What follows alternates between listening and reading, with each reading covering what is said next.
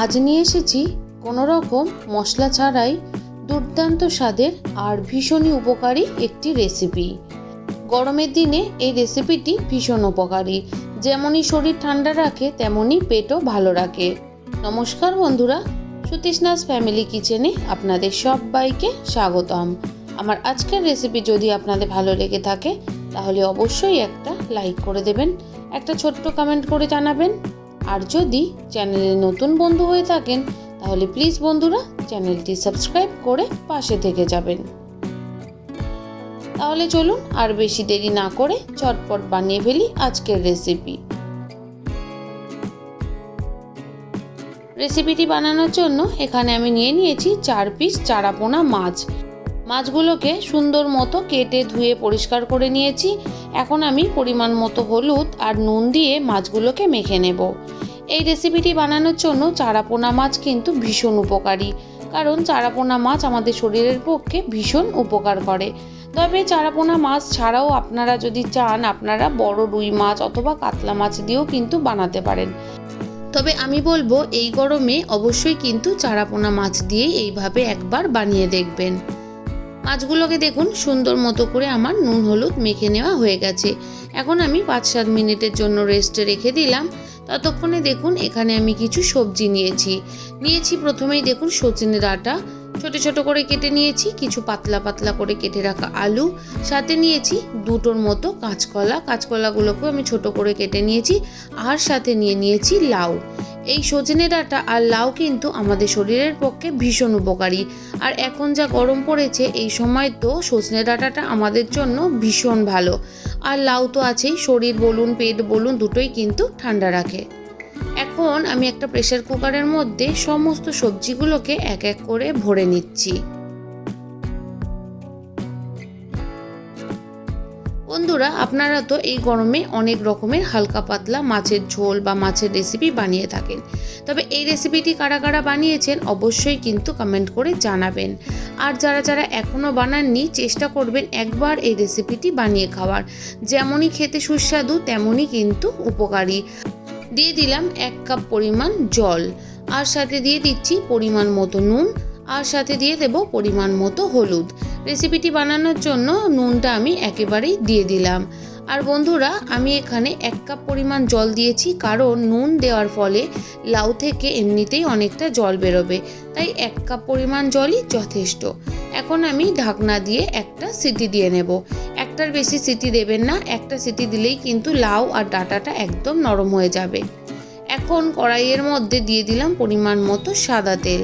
তেলটা যখন এইভাবে করে একটু ভালো মতো করে কড়াইতে লাগিয়ে দেওয়ার পর গরম হয়ে যাবে, তখন ওই তেলের মধ্যে আমি দিয়ে দেব এক এক করে নুন হলুদ মেখে রাখা মাছ।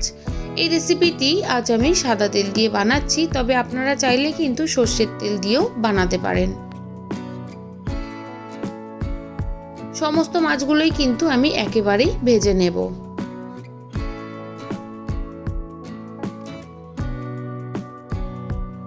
গরমের দিনে রোজ তেল ঝাল মশলাযুক্ত খাবার না খেয়ে এইভাবে একবার বানিয়ে দেখুন চারাপোনা মাছের শুক্তো। ভীষণ উপকারী বন্ধুরা, অবশ্যই করে কিন্তু বানিয়ে দেখবেন। দুপুরের গরম ভাতের সাথে এইরকম শুক্তো, আর সাথে যদি থাকে 1 টুকরো পাতিলেবু, তাহলে কিন্তু আর কোনো কিছুরই দরকার হয় না। অল্প একটু পাতিলেবুর রস দিয়ে এইভাবে শুক্তো দিয়ে ভাত মেখে খেতে যে কী অপূর্ব স্বাদ হয় তা আপনারা না বানালে কিন্তু বুঝতেই পারবেন না। অবশ্যই কিন্তু একবার হলেও বানিয়ে দেখবেন। মাছগুলোকে আমি একটু ভালো মতো করে লাল লাল করে ভেজে নিচ্ছি।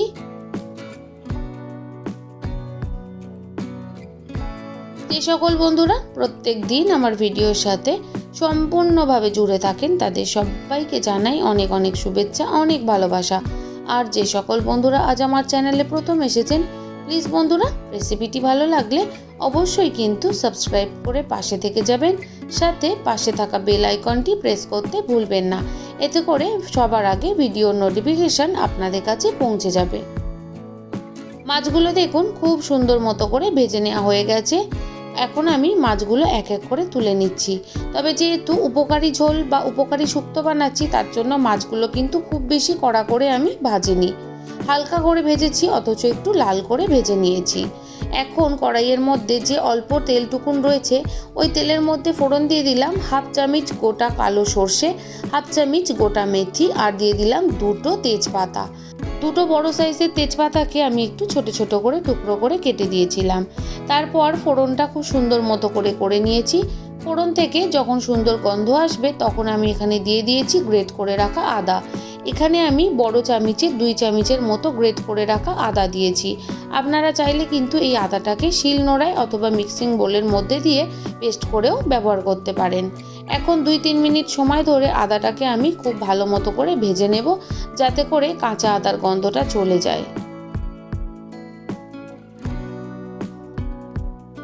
দেখুন বন্ধুরা, আদার কালারটা কিন্তু আস্তে আস্তে অনেকটাই চেঞ্জ হয়ে গেছে আর মশলাটা একদমই ভাজা হয়ে গেছে। আর অল্প একটু নাড়াচাড়া করে নিয়েছি। এখন আমি সেদ্ধ করে রাখা সমস্ত সবজিগুলো একদম কড়াইয়ের মধ্যে দিয়ে নেব।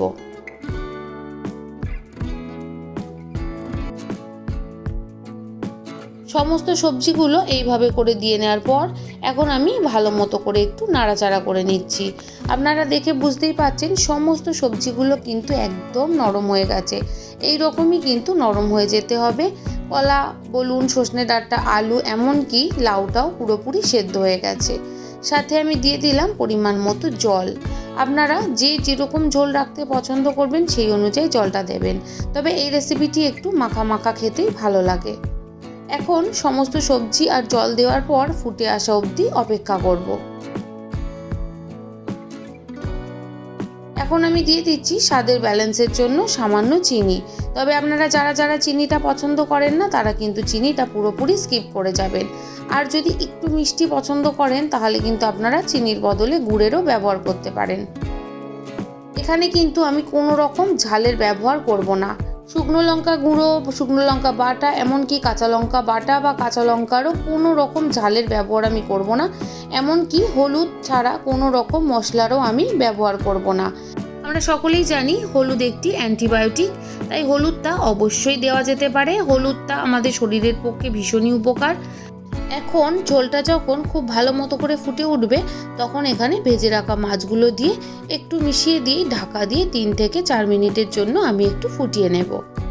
3-4 মিনিট পর ঢাকনা খুলে আমি একটু নাড়াচাড়া করে দিচ্ছি। তবে মাঝখানে আমি 2-1 বার একটু নাড়াচাড়া করে দিয়েছিলাম যাতে নিচে লেগে না যায়। এখন আবারও আমি একটু ভালো মতো করে নাড়াচাড়া করে নিলেই তৈরি বিনা মশলায় চারাপোনা মাছের উপকারী শুক্তো। তাহলে বন্ধুরা, আপনারা সবাই ভালো থাকবেন, সুস্থ থাকবেন। রেসিপিটি ভালো লাগলে লাইক, শেয়ার, সাবস্ক্রাইব করে দেবেন। তাহলে আজ এখানেই শেষ করলাম।